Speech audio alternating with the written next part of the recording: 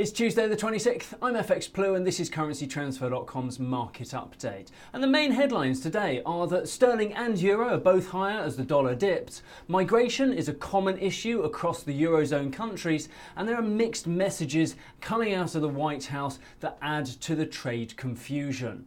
So we've now seen the second anniversary of the Brexit referendum and we're no closer, so it seems, to the UK releasing their proposals for the future relationship. The EU summit had been carded at the end of this week as the end of the Brexit negotiations. However, it looks very likely now that we won't see that until October.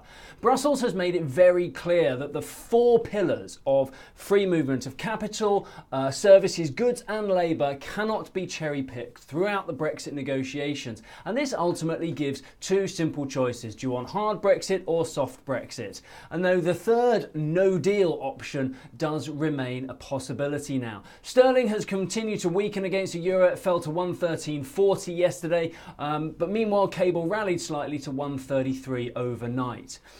Euro dollar continues to recover from the 11-month low we saw last week at 115.08, perhaps driven slightly more by dollar weakness than any euro positivity. And euro positivity is challenged at the moment, with migration being a political concern across the region. We've got Germany. Chancellor Merkel is at odds with her interior minister over the treatment of undocumented migrants in Germany. In Hungary, we've seen a new law enacted to make it a criminal offence to help illegal immigrants stay in the country. And this has also now been extended to include legal professionals who take on their cases.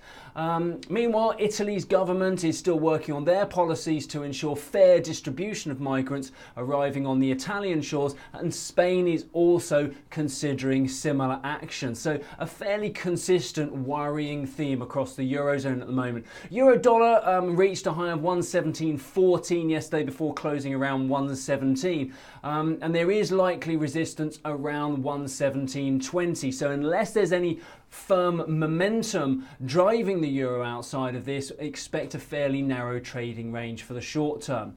Meanwhile, from the US, the Trump efforts seem determined on narrowing the trade gap with China and also bringing in legislation to stop the foreign firms from stealing US technology. Trump's advisors are offering conflicting views on this. We saw Treasury Secretary Mnuchin saying that the limits to overseas investments would not be extended to China, and meanwhile the trade advisor Peter Navarro said that they would include China. So consistency there, boys. That's what I like to see from the high-ranking politics.